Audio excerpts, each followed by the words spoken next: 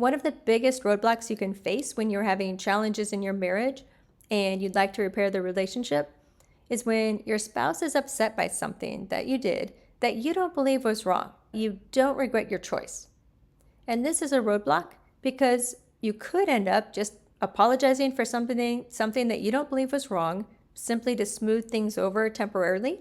But this will not work in the long run, and it will very likely backfire in the short run as well.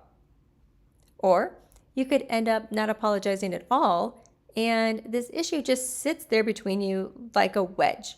So you either avoid talking about it, or every time you do talk about it, you get into a fight. But it doesn't have to be that way. Hi, I'm Tara West, transformative mediator and relationship coach.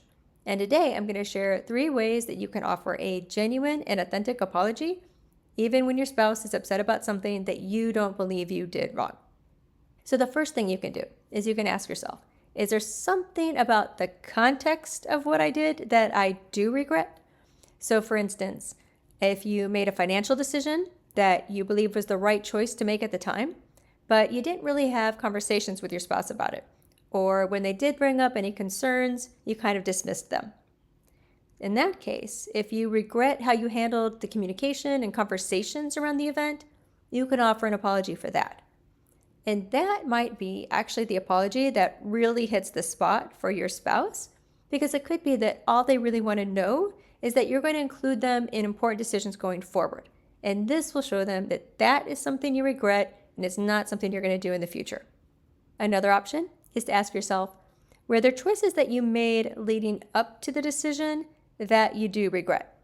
So for instance, choices you made 2 months before, a year before, that ended up putting you in the position where you needed to make that financial choice.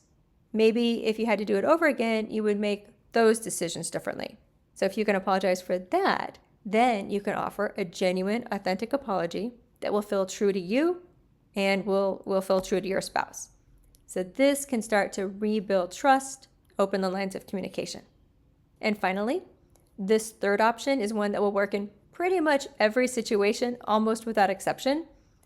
And that is, how did the conversations go after the event happened? So once you found out that your spouse was upset about it, once they shared with you that they were really angry or hurt, were you able to really hear them out? Like truly listen in a way that made them feel heard and understood? Chances are not, because it's really hard to do without good training in it. So if you can apologize for that, if you can apologize for not having fully heard them, how this affected them, what their perspective was on it, and then say that now you do want to hear them and then actually follow through on that, that can be the single biggest thing you can do to start to turn your relationship around. If you'd like to learn more about apologizing and listening and how to turn conflict into connection, go ahead and check out the other videos I've got linked below. See you in the next one.